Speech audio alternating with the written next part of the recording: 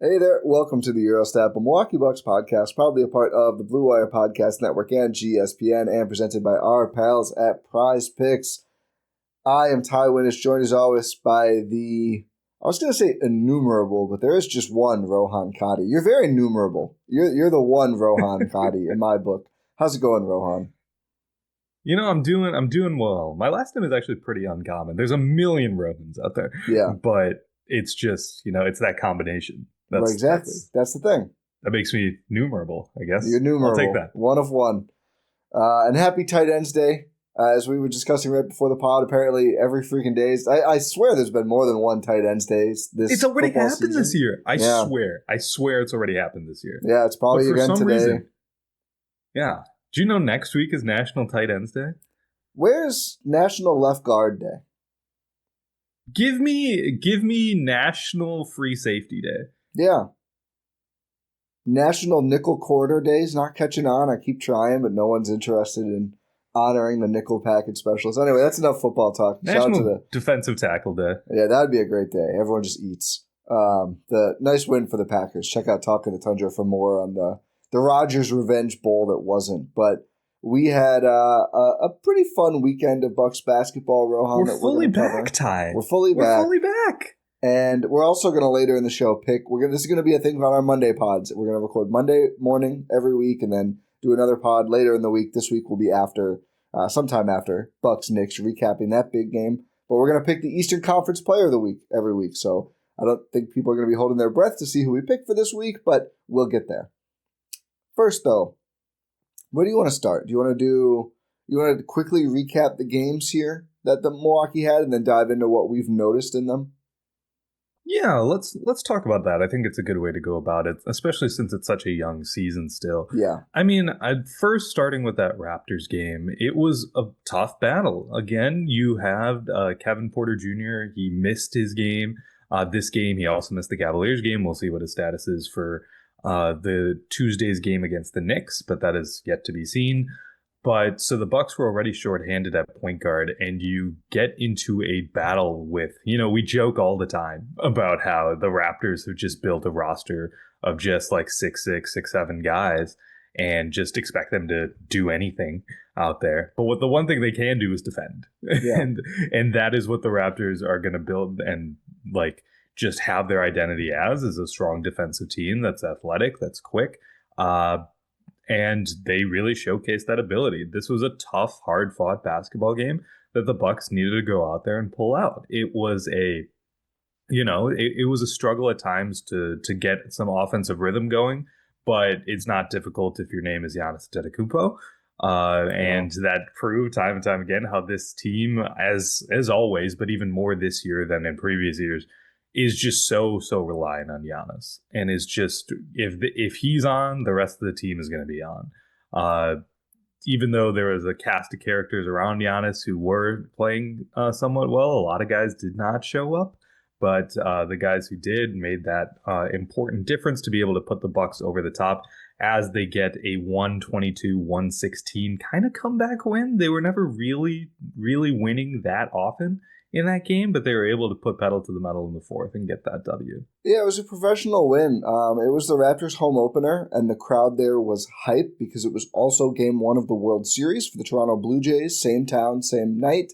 The Blue Jays had a nice win. Of course, they didn't know that at the time. They were street. They were just a few blocks away. Yeah, so it was like one of those, and they were doing a Blue Jays watch party after the game, so the fans weren't encouraged to not leave, kind of stick around there, and Toronto fans are pretty rabid, and there was, strong sentiment about the Raptors as well. They had a really nice, I think, I called it a statement win. Their first game, they went into Atlanta and kind of trounced the Hawks, and the Hawks were a pretty hyped up team for this season, and Toronto went and beat them. So now home opener, Bucks coming to town. Obviously, most people thinking the Bucks are taking a step back, and Milwaukee, to your point, really just kind of hung around.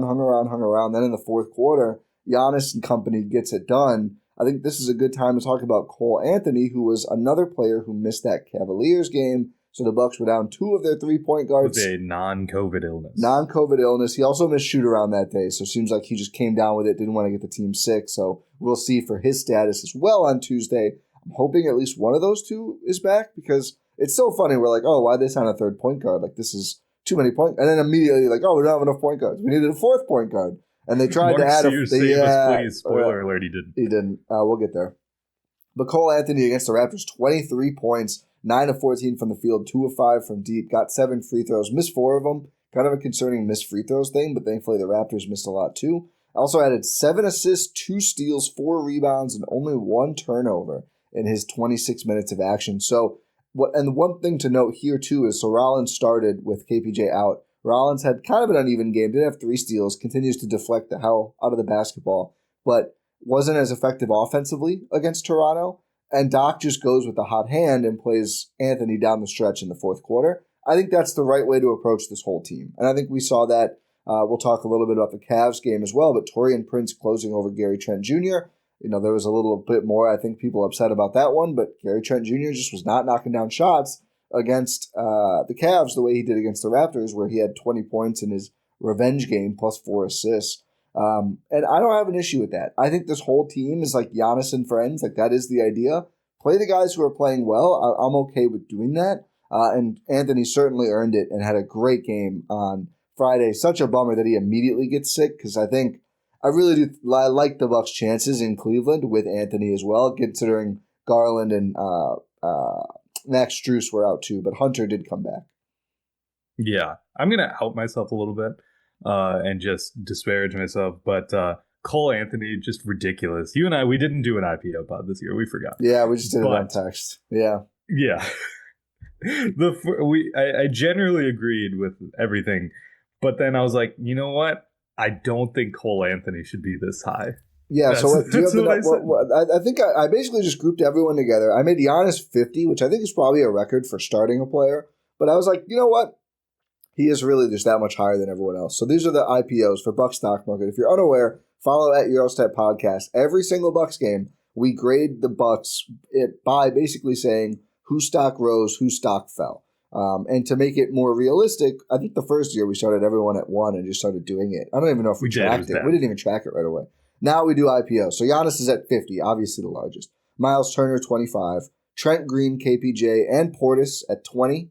Portis has not remained at 20. Ryan Rollins at 18. So pretty much all the starters and Bobby at 20, except Turner, who I think is pretty consensus the second best player on the team. Rollins 18, just below. Then Kuzma, Prince, and I suggested 15 for Cole Anthony. So each of those guys would be at 15. And Rohan said, no, too high. So we bumped him down to 12. He got himself back to 15 now immediately. So Cole Anthony being the change he wants to see in the world. And then we have Amir Coffey, Andre Jackson Jr., Jericho Sims all at 8. Thanasis at 4. Pete Nance at 3. Our guy, a weirdly high two-way. Gary Harris, Alex Antetokounmpo, Mark Sears all at 1. And then Doc Rivers is also at 3. And then Horst is the average of all spots, because we think that's the only way to grade a general manager. So he started at 13.8. He's up to 14.1 now. Yeah, and I mean, it's Cole Anthony's just proven me wrong, man. I feel like he's everyone a spark plug. Yeah, he's really showcasing his ability, especially when they were down a point guard, right? And even when they only when they've been down point guards. I forgot KPJ just got hurt immediately. Yeah, he had the. I mean, I think he would have felt, but he had foul trouble in the first game, so he just didn't play much. I mean, that game they didn't feel as down a point guard as they have the last two. But yeah, I think it's pretty significant, the injuries. Like, it's easy to say, like, oh, the Cavs didn't have Darius Garland. Like, that's a bigger deal. I think the Raptors, I mean, no one you're too familiar with, but their rookie, Colin Murray Boyles, didn't play, and everyone's excited about him. So I think it's easy to say. Hepburn didn't play, Ty? Okay. Wow. Is he on a two-way? I think so, yeah. I was going to, Jesus Christ. He's a future Herd player right there. But it's easy to say, oh, the Bucks, they're down guys that aren't on the same level as Garland and whatever else. And that's fair. I mean, Darius Garland's a big one. But being down 2 point guards when you're already a team that's like pretty low on shot creation is a big deal. And I do think it is a moral victory, the fact that they ended up being close in this next game against the Cavaliers on Sunday evening. Even though they were down 2 point guards, they were also down Kyle Kuzma, which definitely makes a difference in trying to guard Evan Mobley, who had a pretty good game, although was in foul trouble. And they had a rough game from Gary Trent Jr. and Ryan Rollins from 3. Those two combined to be 2 for 12 for the evening. So even though the Bucks did shoot 39%, the Cavs did not shoot the 3-ball well. I think there was still quite a few things going against the Bucks, but when you have one big thing going for you. Giannis had 40 points, 14 rebounds, 9 assists, 2 steals, 2 blocks, only 2 turnovers in 33 minutes. I mean, best in the world. Just ridiculous. Absolutely ridiculous. I mean, the types of numbers that we're seeing from Giannis this season, I feel like rightfully so, are getting more attention, even though it's kind of around his averages in the last year. So, yeah. It's just ridiculous. I think the important thing is that the Bucks are doing this, or he's doing this while this team is actually competitive. And that was the big thing, right? Is this team actually going to be good? We know Giannis is going to be Giannis. He's going to be able to put up historic numbers and play best in the world level basketball, which he definitely has been this year. Even though it's been like a weirdly, like the start of the season has been wildly inflated. I feel like Austin Reeves had 50. Like, yeah, I mean, Luka, Wembanyama, like there's a lot of pretty insane number. I mean, Aaron Gordon had 50. Which is crazier, Aaron Gordon having 50 Aaron or Gordon. Austin Reeves? Aaron Gordon. Yeah. Come on. Yeah, that is true. But even though we've been seeing just these wildly inflated numbers to start the season, this Giannis stuff actually feels sustainable. Yeah. Because he's doing this and they are winning games because of the guys around him. Here's from @NBA History, an official account. Giannis Antetokounmpo becomes the first player in NBA history to open a season with 100-plus points, 40-plus rebounds, and 15-plus assists through his first 3 games. So no one has ever done that through 3 games, even apparently Wembanyama this season. Pretty good for Giannis. Continues to make history. And to your point about sustainability, there's been some griping, I think, online about how the long stretches where Giannis sits and the bench plays. 2 of the 3 games, the Bucks have been slight positive or neutral. They were neutral against the Cavs somehow, and I think they barely won the Wizards minutes with Giannis sitting. They did lose the Raptors minutes by quite a bit. But I actually think it's a good thing. Giannis is not being pushed to the limit to try and win October games. He played 37 and a half minutes against Toronto, which is a bit much, but then was limited to 33 minutes against Cleveland despite only having 1 foul. I am totally fine with Giannis averaging in like the low to mid 30s on minutes per game and do not think there's any world where he should be averaging like 39 minutes. The way he plays, it's just, I don't think it's possible for him to go full Jokic and just like, oh, I'll play 42 minutes and like cover 1 mile the whole game. He needs to be the dominant physical force to be his true self. I don't think he's gotten to that level yet or figured it out or wants to just like, I'll just post up and let guys move around me and just shoot. Yeah, I'll just go be lazy out there. Yeah, no. I mean, pretty much. This isn't anything. It's not anything new, right? No. We've been seeing this with Giannis for years now, and those gripes have existed for years now. It's like, oh, why is Giannis even? Is he actually that in shape and stuff like that? If he can't do, it's like, what are we doing here? I don't People know. Who don't watch it's the same stuff, different year. Through 3 games, it's his fewest minutes per game since the Adrian Griffin season. So he's at about 33 minutes per game. 2 years. Yeah. Like it's not like that far removed. Well, it's a trend worth watching. It is, and I think it's good, right? How about this way? Put it this way: it's less than he's ever played under Doc Rivers before. Okay, sure, I'll take that. Yeah, I think it's a good trend. It's early in the season. You know how important he is to this team. Why wear him out? Yeah, and I mean, they're in every game and winning 2 of the games, even with him doing that. So it's clearly something that can work for the Bucks, even with their injury issues. So the Cavs game, the Bucks do end up losing 118-113. This was a weird game because I think, again, it was like I hate the idea of a moral victory or whatever, but I do think that. Wait, I think no, never mind. I do think, though, that this was a game where, without the point guards and everything, at Cleveland, who even with the injuries, everyone, like Cleveland's a juggernaut. They just win a lot of games. They were the 1 seed in the East last year and one of the top 2 projected teams this year. You can do the moral victory thing. I do think it's a good sign the Bucks were close, but it was weirdly frustrating to me because it didn't feel like, oh, they were close and they just didn't have quite enough and that's why they lost. Like, they had opportunities to take the lead in the late 3rd when Giannis sat, and I think the middle of the 4th as well. And then they even got it to a tie a couple of times. And then immediately, like, bad turnover out of bounds, like missed wide open three from a good shooter who's like not made very many in the game. Like it wasn't like they were like, oh, they gave it their best punch and the Cavs were just better. Actually, both teams kind of sucked down the stretch. The Bucks just were too far behind to actually get back in it. But again, like were they down 2, I think, and AJ hits that ridiculous 3 with like a couple seconds left. And it's like, oh my God, if Mobley misses a free throw, and he just didn't, and they lost. But I don't know. What were your thoughts?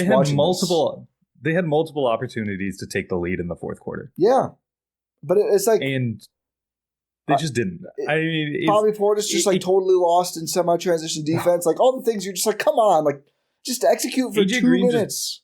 Just lost the ball out of bounds, trying to dribble, and it's like, oh. Yeah, like you just can't. I mean, he doesn't have to be a playmaker. He's not a playmaker, but you can't do stuff like that. Yeah, you just have to be able to dribble a basketball. Why do we keep throwing the ball to Taurean Prince? It's better than AJ. Yeah, apparently. I mean, this is, again, you just don't have enough. I think Doc would probably ideally like to play 2 of those guards a lot of the time and just has not had the ability to do so basically at any point throughout the season. I think the playmaking thing stood out, though, the guard injuries. You look at the assist totals for this game. Giannis had 9. Rollins had 8. Nobody else had more than 2. And the Bucks had, 25 total assists, so 17 of the 25 were those 2 players, and then nobody else could really keep it going or have a strong assist-to-turnover ratio. Even Kuzma, like for, all the Kuzma of it all, like that is a player who we've seen has probably been the best non-point guard or best non-Giannis or point guard, like assist generator on the team. So without 2 point guards in Kuzma, you just don't have enough ball movement. I mean, the offense was really ugly to watch through a lot of this one. Yeah, it was. And credit a lot of that to the Cavaliers, obviously, because they are a great defense. But also, it just seemed like the Bucks were getting in their own way a lot. And I think that's what you're trying to get at. Yeah. And it just didn't look like there was any consistent offensive flow. And that's what happens when you already don't have a strong point guard room. All right, I guess they do have a strong point guard room, but they're most not of them available. are not playing. Yeah. Yeah, they're just not playing. And that's tough. That's really tough. When you get a slew of injuries to one position specifically, and one that is vitally important to this team with that is currently constructed. But yeah, it just seemed like a game where the Bucks could never really get over the hump. They managed to lock in and go on a 21-5 run to end the third quarter, and just find their way back into this game in the middle of the third. I was like, okay, this is probably over. Oh yeah, I think, and that was the moment of the game. So Giannis went superhuman, hits another 3, which I think he's like, he's 4 of 6 60, or something. Yeah, I think he's 4 of 6 this year, which is, I mean, we'll watch it. I don't know I'm not factoring it yet, but he looks comfortable taking them. We'll see. You don't think he's going to shoot what is that, 2/3, 66.7% from 3 this season? I mean, if he shoots 35% from 3, like there's really just no absolute way to guard him at all. And I would definitely take that. But he probably did he do that as one of his first? I actually have his. Let me check. I think I have his year-over-year stats up somewhere. But whatever. We're not going to talk that much about. No, that would be a career high by a lot. 34.7 his rookie year is his past right now. Nice. 22% last year. What do you think? Is it?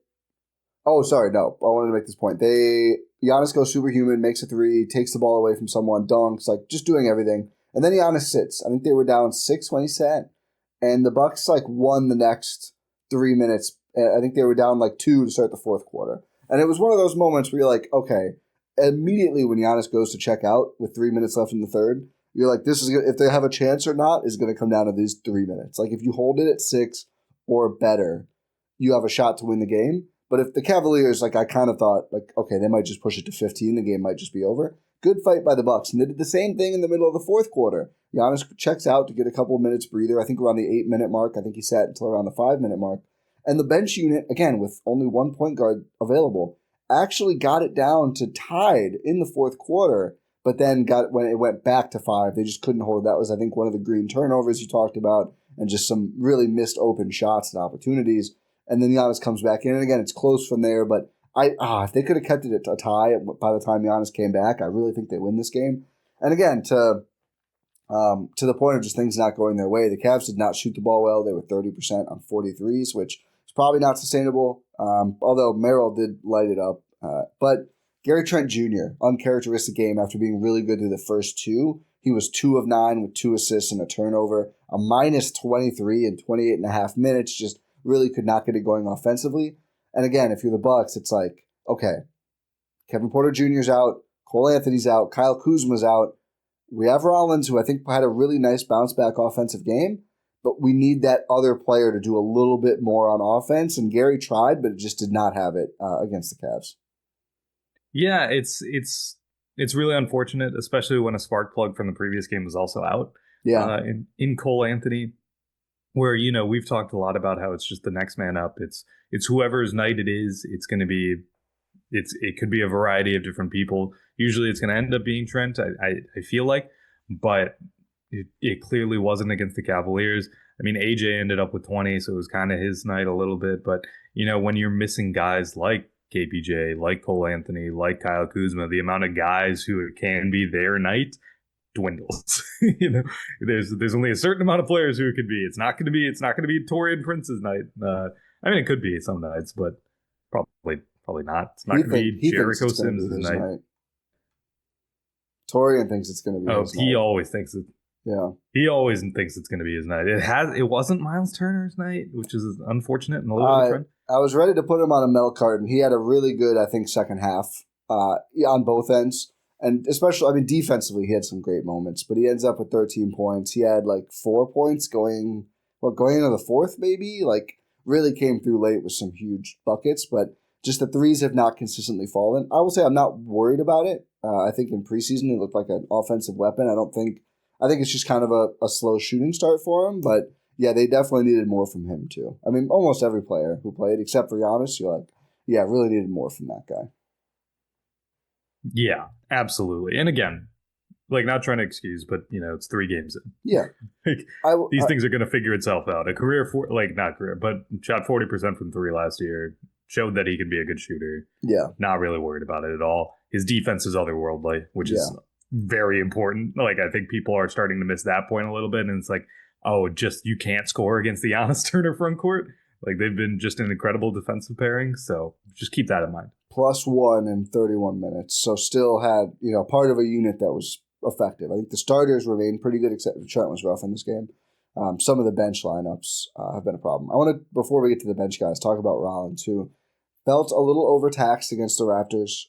Ended up 5 of 11, which is solid, but had only 2 assists to 3 turnovers, which when you're the starting point guard, even though Giannis does so much ball handling, you just have to be better than that. I think he really was against the Cavs. He had 14 points, his 3 ball not falling, but he was 4 of 9 from 2.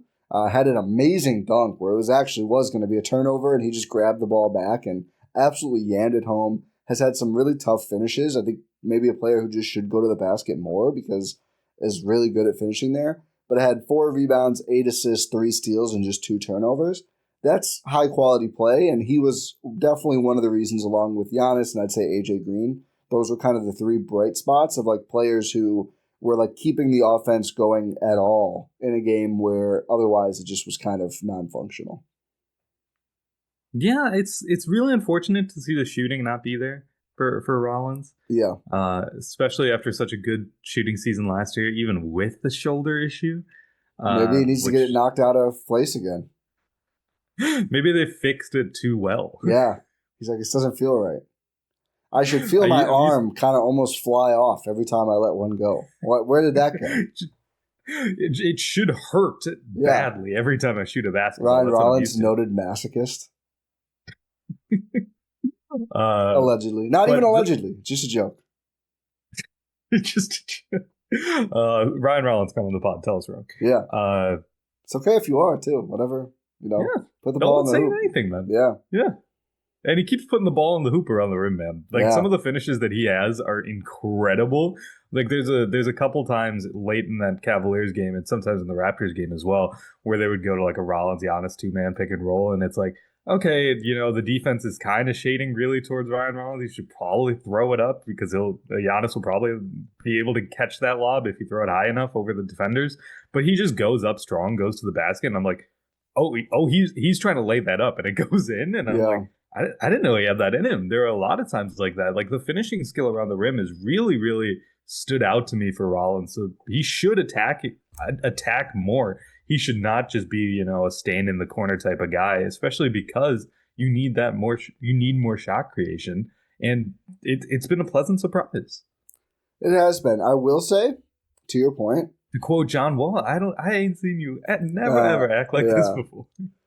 I do think he probably should pass to Giannis more though, and I do think awesome. you see moments in the game. Yeah, well, you see moments in the game like Giannis is driving and he doesn't pass to Rollins in the corner. Rollins is driving and doesn't throw it up to Giannis. I do think that's sneakily maybe the differentiator for why KPJ got the starting nod is immediately those two really clicked on pick and roll chemistry, and KPJ will like always try to throw the lob to Giannis, and not many other. Rollins has gotten him on some out of bounds plays. Like when it's scripted, he's gotten it to him, but I think on pick and rolls, he could probably do a better job of that. But still, it is nice that he can finish at the rim. That is a nice second option, and again, it bodes well for when he does go back to the bench, when him just being able to get to the rim there, not playing with Giannis. Okay, we're going to cover more players, go through everything, do our Eastern Conference Player of the Week, and talk about Bucks Knicks upcoming.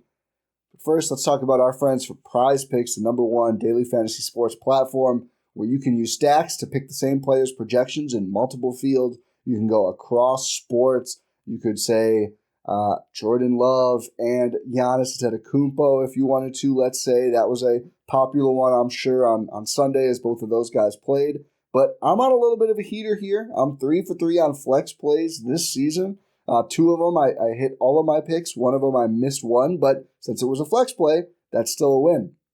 So for the Bucks-Cavs game, I had A.J. Green more than 8.5 points. I will tell you right now, I've had that on all 3 of my plays, and A.J. Green has had more than 8.5 points every single time. I'm sure there will be a time when he doesn't, but I'm just like, yeah, A.J. Green will make 3 threes worth of points, and he has every single time. He had 20, so that was really not close.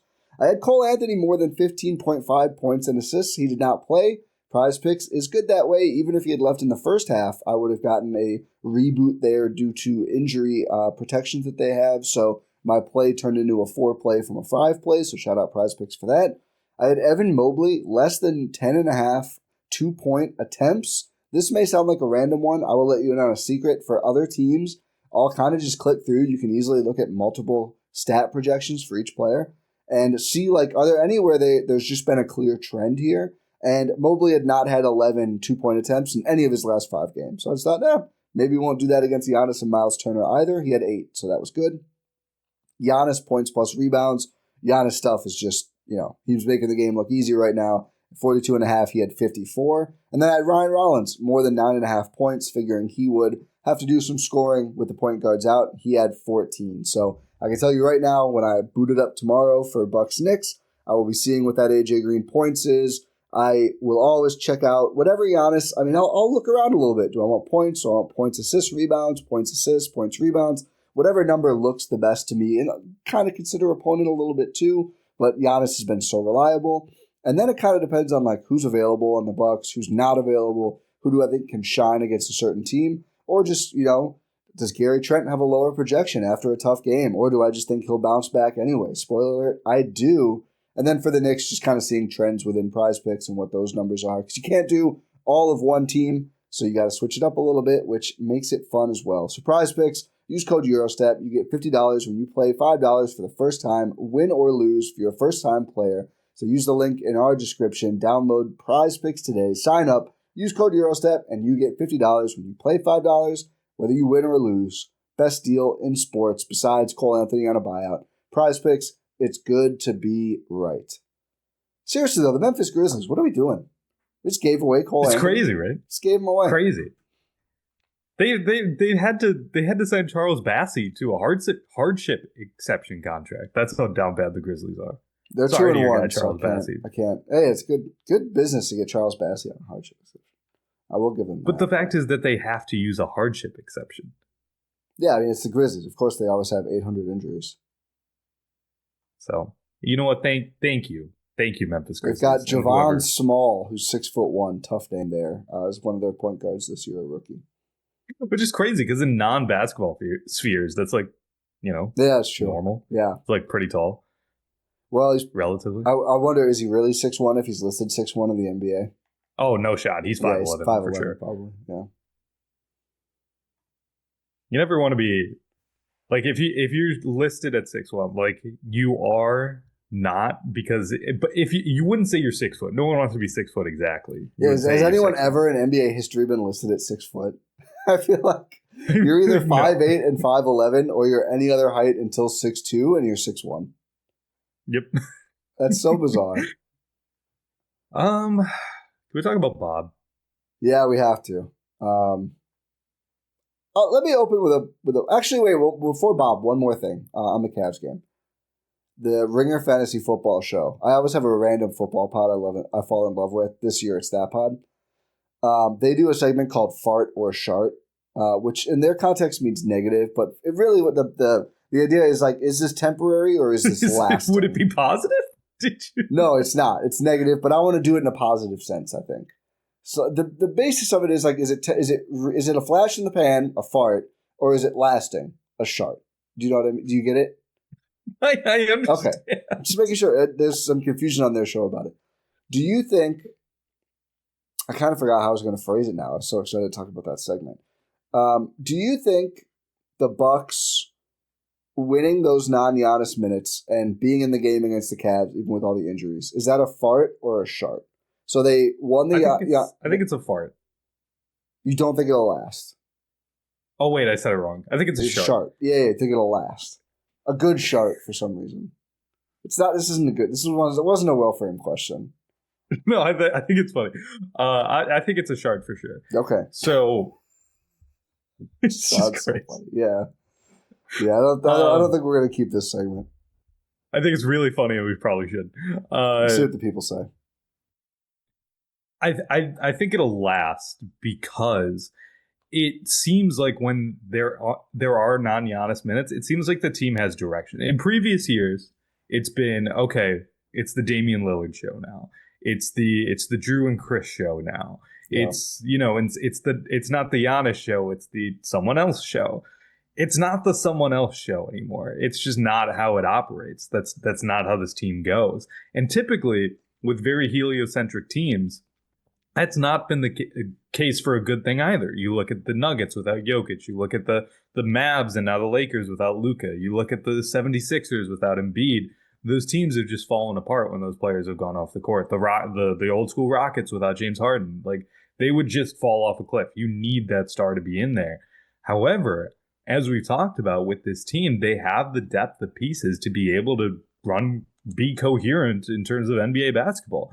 And with just such an influx of talent in this league nowadays, it's hard to be like just, mind-bendingly bad in certain lineup combinations, especially when you recognize that there is no star. Yeah. When you have Giannis off the court, you have to be able to play good basketball. And I think that's credit to Doc Rivers and his staff for being able to do that. That's not been a thing we've seen in years past. It has been a problem, the non-Giannis minutes. But now, when you actually are running team basketball and have any single one of those players, I think they've taken it to heart that any single one of those random cast members, it can be their big night. Yeah. And they try to make that happen. These are historically the teams Doc does well with, right? Like that's kind of the random thing of Doc is like, yeah, the mismatched teams, like suddenly the Doc has them like the Shea team in OKC that went to the playoffs. That was Doc, right? Like he just like patched things together and it figures it out. Trez. Yeah. Some of those. Nick Batum because he runs from he runs from Paul George. But I think this ties into what you were wanting to talk about next, which is Big Bob. And it is honestly kind of miraculous that I think in 2 of the 3 games this year they've won the non-Giannis minutes because you had the Dame show, the Chris and Drew show, whatever. The Big Bob show. That's like his thing is to be the sixth man guy and come in and like, oh, I'm going to get 15 Is it the points. Big Bob show now or is it the Sideshow Bob show? Oh, well, Robin Lopez is gone. So, and I don't think he's coming back. Yeah. Looks like Sideshow Bob is the joke there. But Big Bob against Cleveland is 4 of 10 with 4 turnovers. I did not know that. 4 turnovers? 8 rebounds and 4. If you turn over every other rebound, that's not good for a big man. Against Toronto, he was 5 of 13, also with 8 rebounds, no assists, 1 turnover. 1 of 5 from deep against the Raptors, 2 of 4 against the Cavs. So at least the shot looked a little better percentage-wise, but just like he just doesn't really seem to. He's not meshed well with what the Bucks are doing. My contrarian take from all the like he's got to go now, et cetera, and I'm not going to close that door immediately. I'll give him a little time. I do think he is just a player that we all know what the weaknesses are: defense in any situation, decision making, things of that nature. What he's on though, the Bucks roll in his go minutes. harder, Tide. Well, grow some more. Well. Hey, I'll be a naysayer. Prove the naysayers wrong again, Big Bob. I've seen you do it before. I'm not going to call him Sideshow Bob. You went pretty hard with that, too. But, he's going to come out. He's going to have, a 6 of 8 shooting night with a couple and ones and, 3 threes. And then suddenly the whole arena's chanting and the Bucks win his minutes by 10 and they have a blowout victory. You know what? I'll stamp it against the Knicks. Big Bob loves the home crowd. They've had 2 or 3 games on the road thus far. Revenge game for him, too. Revenge game against the Knicks. He's gonna randomly be like, "I'm better than Karl Towns," and I don't think he'll outplay Karl Towns, but I think he'll have a nice game. On any given night, that is possible. So, especially now that the Bucks have real athletic bigs and they have a chance of guarding him, which they did not have last year. This was, I think, one of the most lopsided season series for the Bucks and Knicks, because literally outside of Giannis, nobody could guard Towns. No, Bob can't not guard even Towns, a little bit, which is tough for Bob. He should be able to do a little better, but. That should be the guy you should be able to guard, Bob. Yeah. And here's the thing. I want to talk about Bob, so I'm going to get... I'll do this for a little bit. That's wild. We're on a podcast, right? So it's kind of been a mix. We talked about in the offseason about how are we going to get pre-suspension Bob or are we going to get post-suspension Bob? And once again, I find the funniest thing ever is that Bobby Portis got suspended for PEDs. I feel like that's not talked about enough in terms of how hilarious it is. I think about that sometimes. I was like, really? You forget his defense of it was, I took the pill I got randomly from my assistant, not knowing what it was. That was just like, really? That this was is coming from a franchise that said OJ Mayo tripped and fell down the stairs. This is they should have done that. Who was it? In what sport? Didn't someone get a concussion at home this past week? Oh yeah, who was that? Was that an NBA player? I can't remember. I thought it was an NFL player. Maybe it was an NFL player. I could be wrong. But we were questioning whether we were going to get pre-suspension Bob in terms of, just a black hole on offense. Trevon Diggs. Oh, for the Cowboys. For the Cowboys, right? Yeah. He's the guy that he's a second-year player, gets a lot of picks, I think, right? Probably third year now, or maybe still second year. But yeah, he had the 1 year, which picks are very volatile in the NFL, so PFF hated him the whole time. But anyway. Yeah. PFF hates everyone. Yeah. Are we going to get pre-suspension Bob, black hole on offense, not setting screens, not rebounding, long twos, not spacing? Or are we going to get post-suspension Bob, who was a miracle for the Bucks and was, being more of a role threat, spacing out to the three-point line, passing out a lot, setting good screens. And it's kind of reminded me of what happens when a team, just in general, has, a strong losing streak and then turns it on later in the season. You wonder what's going to happen to this team next year. Are they going to be the good version or the bad version? And they end up being kind of in the middle of that. Yeah. I think that's kind of what we're seeing with Bob. There's flashes of the post-suspension Bob where he's screening, he's rolling, he's getting to the rim. We see that for the first possession, and then it's just back to, face up, fade away when he should be going strong. It's shades of him going out to the three-point line in transition, and then shades of him just calling for a post-up right away. And it's like, okay, why are we having it both ways? The vision is there, right? And I kind of feel like he's getting lost in the sauce a little in terms of he wants to kind of meld those two versions of himself together, but it just ends up being not great. Yeah, I will say he is shooting 25% on wide open threes thus far, which I really don't think will persist. I remember I had the stat in one of our offseason pods, Big Bob has shot a shocking percent on threes as a Milwaukee Buck, 39% or something. So I do think there's probably some regression there that'll help him overall. I do think he could play better. I also think a conflating factor here is he's not being put in great positions to succeed with some of the all-bench lineups he plays with, And I'm not even opposed to all bench lineups generally for the Bucks because, again, like it's Giannis and friends. Like there's not a huge difference to me from like the third best player and the eighth best player on the Bucks. But as we've talked about in previous pods, which we didn't see last game because Kuzma was out, like the Kuzma-Bob lineup might just not work. They might just have to either stagger Giannis and Myles Turner or dash in like a hint of Jericho Sims here and there to have a real center, a real rim protector out there all the time. Giannis not really a center. But like another Bob stat, 62% of his field goals are on 0 dribbles. I generally think that's a positive. He's not dribbling the air out of the ball. I do think he seems like he's trying to take the ball up a little bit less.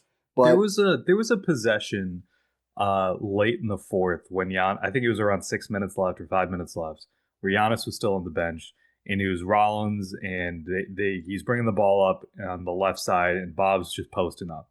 He can't get anything with it as he's trying to dribble, so he just goes back. He's like, Ryan, try to go somewhere else. And Ryan's like, no, we're going right back to you, Bob. It looked like what is that, Tropic Thunder? Yeah, Tropic Thunder, the pass in and out of the post, yeah. It looked like that, but just a little bit slower. But they kept doing that, and then the shot clock ran out. And I'm like, okay, at some point that's not on Bobby. At some point that's that's always been a thing we've been mad about, right? Like there's like this team ethos of like they treat Big Bob like it's like KG, like this mythical figure. Like, oh, we gotta post Big Bob 5 times a game. It's like, yeah, you might not have to, but they are. It didn't work twice on one possession. Like, go somewhere else. Yeah. Literally go anywhere else. But at that point, they're like, oh, we don't have any time to do any other options. Like, Bob, you gotta do something. And I think Ryan Rollins ended up taking the shot anyway. It was not a good look for the Bucks. It wasn't. But at some point, like, it's not on Bob. I'm not here to try to say, oh, this is entirely Bobby Portis' fault. No, it's not. It's just the team setup around him as well. Like you said, he's not being put in good positions to succeed in that regard.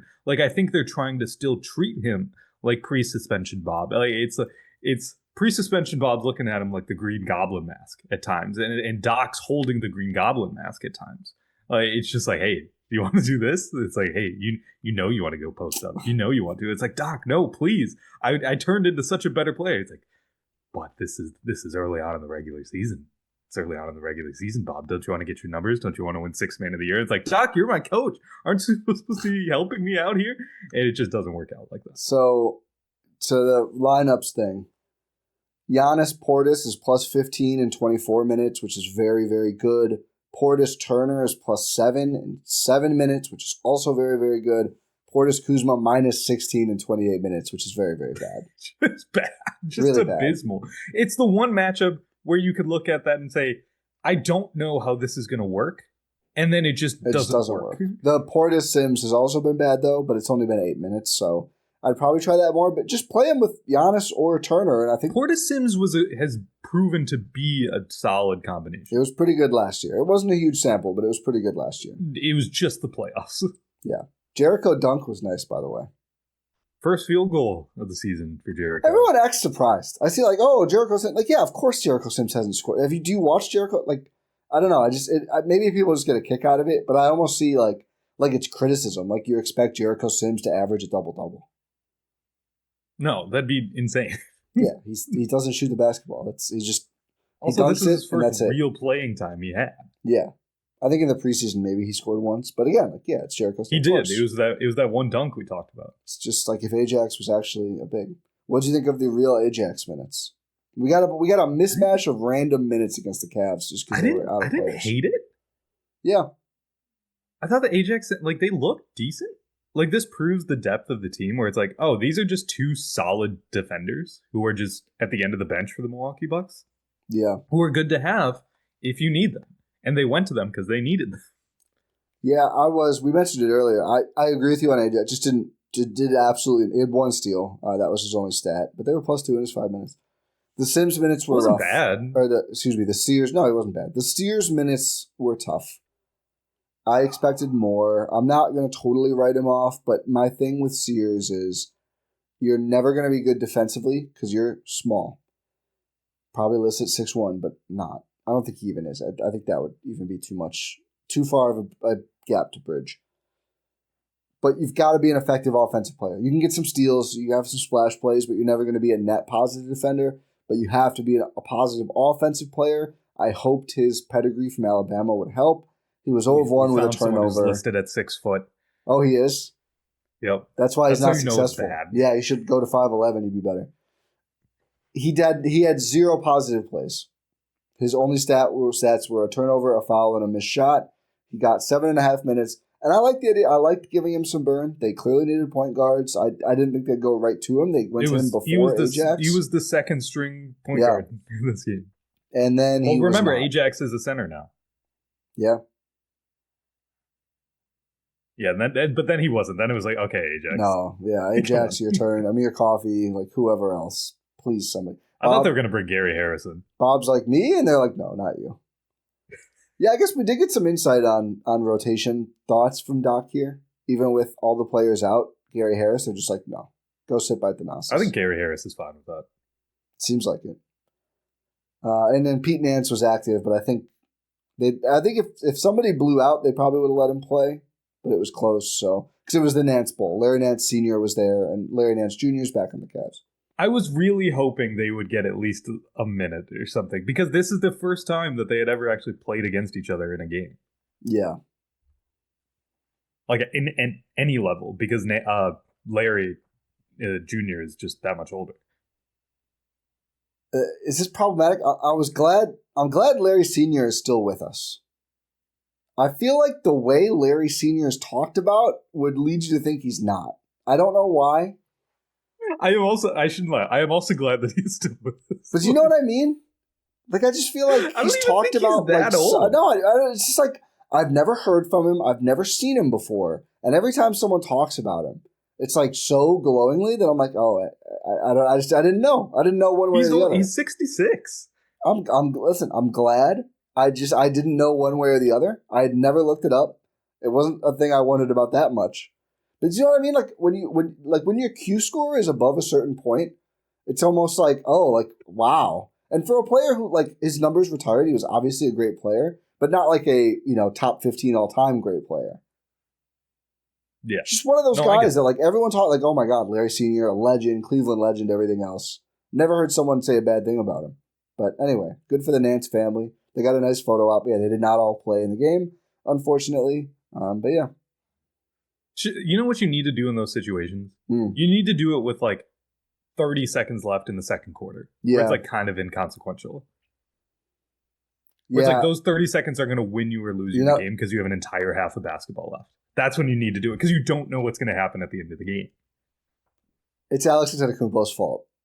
Because Doc can't start a precedent of like, I'm going to coordinate rotations around these brothers for brother situations.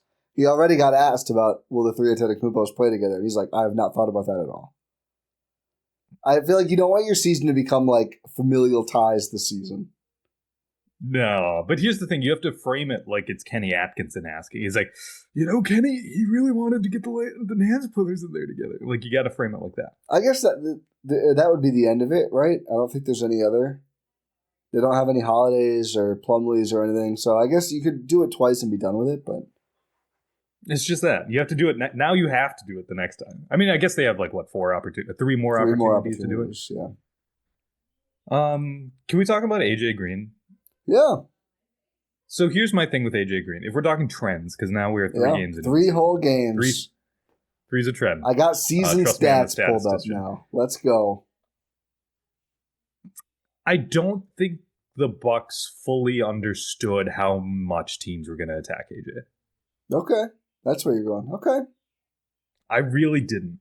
I don't think they did. Yeah. Because to be able to start him at the 3 consistently, you have to be able to show that he's not going to get in foul trouble right away. And he's getting fouls minutes into every game. Every game, like, without a doubt. Just these ticky-tack small fouls. And it's like, you've got to be better than that, AJ. One, it's a respect thing. It's 2 parts of it. One, he's not getting the respect he deserves. And 2, he's just being dumb sometimes. Like, you can't just play yourself out of these games sometimes, because he has the ability to just be an absolute flamethrower. We see 20 points, second leading scorer in this game against the Cavaliers, and he's playing. I mean, credit to him, he played 31 minutes in this game. But early on, you couldn't play a lot because you're starting to get into foul trouble. It's been a problem in all 3 games. I don't know. I mean, he definitely is being attacked. He can't play high first half minutes. What did he play in the first half? He played 13 minutes in the first half, 17 in the second. He's averaging 3 fouls a game, which is third. It's right in the middle of their starters. He's averaging fewer fouls. You 2 of those are in the first half, always. Well, I mean, I don't play him more. If he fouls out, he fouls out. Too. Yeah. I think that's been our shared philosophy. Like you're giving them another foul by not playing. Yeah, I mean, I agree with that. I think they should also probably run more plays for him because you're not getting as much out of him as you could be on offense for what you're giving up on defense, which I do think has probably been you're giving up more fouls than I think he's actually getting beat at this point. I don't think it's been so. Oh my God, they can't defend with him. They're still, the other thing is they're winning his minutes by quite a lot, which again, it's a lot of them are with Giannis. It's not the end all be all, but they're losing Trent's minutes, which I don't think is a big Trent problem, but I'm just saying starters can lose their minutes on this team. They're plus 20 and 84 AJ Green minutes, which is third on the team behind Turner and then Giannis, who's the highest, of course. And he's playing really well offensively. I think he should foul less, but I also think 2 first half fouls shouldn't limit your minutes that much. Some of that is on Doc to a certain extent. But I'm not saying this is all AJ's fault. No, but I see where you're coming from. Which is tough because he has been such a good fit offensively, right? He's doing everything we could have ever expected him to do offensively. I think. Except dribble. You still suck at that, AJ. I think outside Giannis doing anything is the Bucks' number one. We can always go to this and get a high EV, high expected value possession. Literally, they can run AJ Green off a pin down anywhere with anyone on the floor, and it's probably generating 1 point something points per possession. It's their second most reliable thing they can go to is AJ run around to anybody and just shoot it no matter how open you are. He had a step back on Jared Allen that was nasty. I was literally about After to bring that up. You don't even have to run earlier. Stuff for him at times. You can just give him the ball in either corner, and he'll be able to take that he's got a nice sidestep, step back too. I think Jared Allen's face after he hit that shot was so funny. Well, that was a big moment for him because he passed out of that same exact situation earlier in the game, and Marcus Johnson, Bucks broadcaster, legend, should be Hall of Famer, didn't like that he passed out of it, friend of the pod. And then he didn't pass out of it the next time, which was, I think, very good. So I see where you're coming from with AJ. He needs to work on the first half fouling. So it's tough though because some of it is reputational, and I do think the Bucks are trying to be an aggressive team that forces turnovers, and you're gonna foul sometimes if you do that. You gotta send in that AJ Green film. You gotta do that. I think they send it a lot, but it's not worked to this point. Wasn't there a thing where it's the Bucks are one of the teams that sends the most film to the NBA office? I think Daryl Morey always leads it, but then I was gonna say it was Daryl Morey up top, but then the Bucks were up there. This is a few years ago, obviously, so things probably have changed. I think OKC was top last year. Yeah. But I just think it's very funny. They need to not for Giannis. They got to send it for AJ Green. Yeah. Well, they can send it for Giannis too. That'd be awesome. AJ Giannis is awesome, by the way. Giannis is? Yeah, he's just awesome. I agree. I'm pulling it up now. AJ has fouled exactly 2 times in the first half of all 3 games. I'm telling you, that's what I'm saying. And then in the second half, he has had 1 against Washington, 0 against Toronto, 2 against Cleveland. Yeah. So just clean it up in the first half, AJ, and then you're fine. Because what? No. 2 fouls and a half is totally fine. But then they take him out. At all. But that's not on him. I think you should, if you're an NBA player and you play a lot, your goal should be 2 or less fouls per half. Yeah. 1 foul per quarter, I have no issue with if you're playing defense. And he is having to guard a lot of real players. Yeah, absolutely. So I think it's a thing. It's a little overblown. Now I'm pulling up first quarter in particular. Let's see. Yeah, he's had 2 fouls in the first quarter twice. That's too much. I'll give you that. Because that then influences the coaching staff. Just push the second foul back 1 quarter, and I don't think it impacts your rotation at all. Yeah. Which is stupid. That's the way it works. But I actually kind of get it from the coaching staff too, because you're like, I need to take this guy out now, or he's going to have 4 fouls in the first quarter, and then he's just DOA. Yeah. But also, I thought Kenny Atkinson playing Evan Mobley through 5 fouls, basically the whole fourth quarter, is probably why they won that game. So also something to learn from there. But it's a good point, Rohan. He needs to foul less. / they could really use a true 3-and-D small forward, which I don't know where they're going to get one, but it would be nice. Ooh, is it now shifting to Bobby for Andrew Wiggins? Sure. That salaries don't work there, but sure. No, not even close. Yeah. Oh, Wiggins, he's like my version of... I haven't had one of these guys in a while. Biz? No, Biz isn't good enough. I'm trying, probably RJ Barrett this summer. I feel like I really pined for RJ Barrett. Yeah. Even though he's not that great of a defender, but he's fits DeMar pre-Dame. Yeah. Yeah, Newmark put in today, should they trade for DeMar? I think or someone did in our Discord. Maybe Newmark said yes, someone else asked. I probably wouldn't do it. After watching this team, I think I'm good.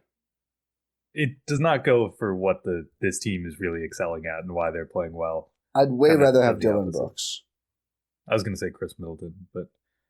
Yeah, I mean, Chris Middleton for free, if we're talking trades. Chris Middleton for free off the bench. Yeah. Which I don't know if he'd want. It's another bridge to cross. Should we do our nominees for Eastern Conference Player of the Week? I only have one. I have some nominees for Eastern Conference. I have some just because it's really funny. Yeah, let's start with Giannis. Do you mind? No, we're ending with Giannis. Okay, all right. My first nominee for Eastern Conference Player of the Week is Cam Thomas. Okay. Just a horrendous Brooklyn team and a horrendous chucker, and I just think it's funny. I think it's funny to be able to say Cam Thomas is averaging almost 30 a game and is a minus 12.3. I was gonna say it's the worst plus minus of anyone scoring 20 points per game in the East. He's a minus 37 in all 3 games in 90 minutes. Per game average, second worst. Porzingis is minus 11, but it's just he's only played 1 game thus far. So that's my first nominee. We'll go with who's your first nominee? I'll do a real one. So here's the thing: we're doing this year. We're doing for the NBA award. We're not picking ours, and they overvalue win-loss for this. So I think Maxey has a shot, but I want to start with LaMelo Ball, who is averaging 28 points, 9.7 assists, 8.3 rebounds, and 2 steals, shooting 48% from the field, 42% from 3. The Hornets are 2-1. It's crazy. I think he's one of 3 or 4 players with an actual somewhat shot. Didn't I take the over on the Hornets? I mean, it's I'm not victory lapping. No, but absolutely not. No, the way he's playing though, he looks like a serious player. I think I took the under because I was like, even if he plays, I don't know if he's a serious player. He's diving for loose balls and stuff. He's a real player right now this year, and he looks amazing. So yeah, that over looks good. Okay, I have a second fake nominee just because it's funny. Yeah, and that's Jaylen Brown's hairline. Nice for Eastern Conference Player of the Week. Really impactful. Really rubs off on you. It's just a strong performance. Is that one of the funniest things that's one of the funniest things I've seen in years. Yeah. So if anyone doesn't know, Jaylen Brown, who's he against? OG? OG. Dribbling against OG Anunoby, kind of his head hits OG's torso and wearing the white Knicks jersey. And just a huge hairline shaped stain appears immediately on OG's jersey after Jaylen makes contact with him head to chest. Just so funny. So funny. Yeah. Okay, my serious one is Maxey. Yeah.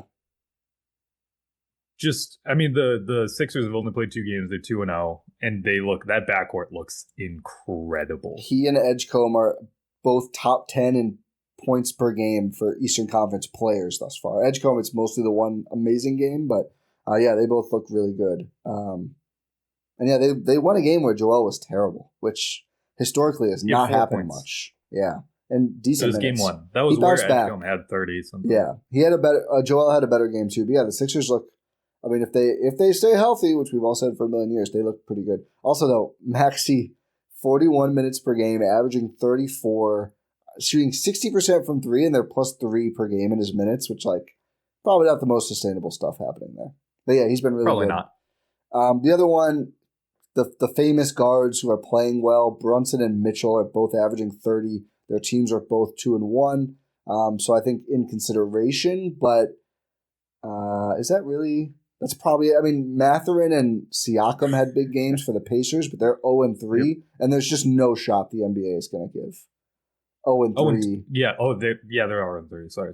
Yes, Mathurin only played in 2, but they lost. A game, yeah. They lost to the Jawless Grizzlies, I think. They're without a lot of players. They're really banged up, but 0-3 start for Indiana. But it's Giannis. Yeah. Again, we said it earlier. A historic performance through 3 games. No one's ever done it before. The Bucks are 2-1 in a close loss to the Cavs. And the full stat line here per game. 36, 16, and 7. On 68.3% shooting from the field, 66.7% from 3, 62.9%. That's actually, we'll take that. It's higher than last year. Yeah, I mean, it starts with a 6. It's progress. 65%, I won't complain at all. No. I mean, I'll complain a little still. Come on, man. Yeah. All right. But just absolutely dominant. Yeah. Front runner for MVP right now? No, it's probably Luka. I refuse to answer front runner for MVP question on October 27th, Rohan. But Luka is averaging 46, 11, and 8.5 assists, which is bonkers. Also 2-1. Shea would probably be the combo. 3-0. He's averaging 46 and 5. Despite shooting 22% from 3, he's still averaging 40. Yeah, because he's averaging 12 made free throws a game. He's taking 0.2 more than Luka per game. So if we're going to talk about it with Shea, yeah, I was literally about to say close behind him is Luka at 11.5. Austin Reeves, 12 free throws attempted per game. The Lakers are despicable. It's. Can you imagine if AJ Green had Austin Reeves' respect? It would be nice if he had his dribble package too. It'd be awesome. Benedict Mathurin randomly averaging 13 attempted free throws per game. And Zion's at 14. Zion's been looking decent. If you sort the NBA by points per game right now, Aaron Gordon is 6th, just ahead of Steph Curry and Victor Wembanyama. Also, Wemby's in the conversation for MVP too. They are 3-0. He's averaging 33, 13 rebounds, only 2 assists, 6 blocks per game. 18 blocks in 3 games? Yeah, okay. And it's funny enough, they were all on Zion in a 5 minutes. Did you see that? Yeah. Crazy. Absolutely crazy. But no, our Eastern Conference Player of the Week goes to Giannis Antetokounmpo. I think it will be. I think it will be. We'll pick ours every week, and we can say, do we think who will actually win? I think it will be Giannis. Yeah. I don't think 2-0 is good. I don't think 2-0 is appreciably better than 2-1.